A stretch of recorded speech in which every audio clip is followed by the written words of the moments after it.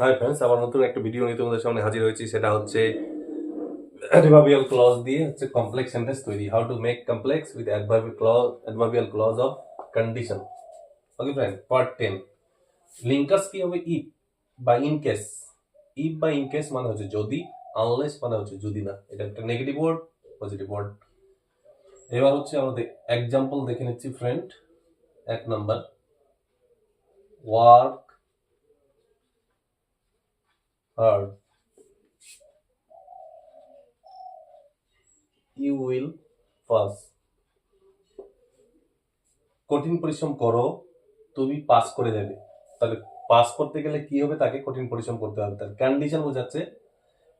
এটা হচ্ছে negative word এখানে নাই দুটো সেন্টেন্সের মধ্যে। তো আমরা কি করব? প্রথমে ইফ ব্যবহার করব। If you work hard you will pass. Okay friend, তো এটাই আমরা ইন কেস দিয়েও করতে পারবো। ইফের জায়গায় আমরা কি দিব? In case you work hard you will pass. Okay friends, এবার 2 নম্বর example.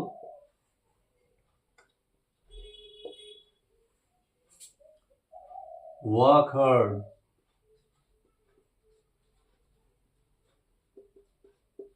you will not pass. এবার কি করব?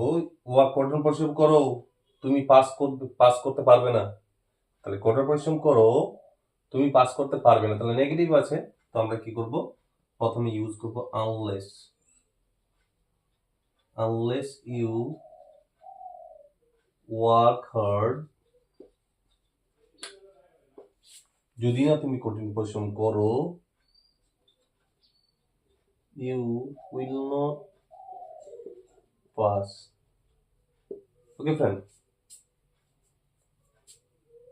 unless you work hard you will not pass. যদি না তুমি কঠিন পরিশ্রম করো, তাহলে তুমি পাস করতে পারবে না। 3 নাম্বার হচ্ছে, যেমন এখানে একটা কন্ডিশন আছে ডু অর ডাই। এটাও আমরা কিন্তু একটা সেন্টেন্সকে আমরা দুটো সেন্টেন্স, হ্যাঁ, এটাও আমরা কিন্তু এটা এইভাবে করতে পারি। will do it,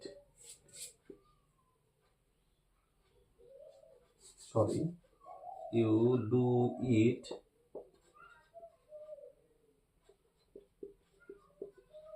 you will die. তো এটা আমরা কিভাবে করতে পারি?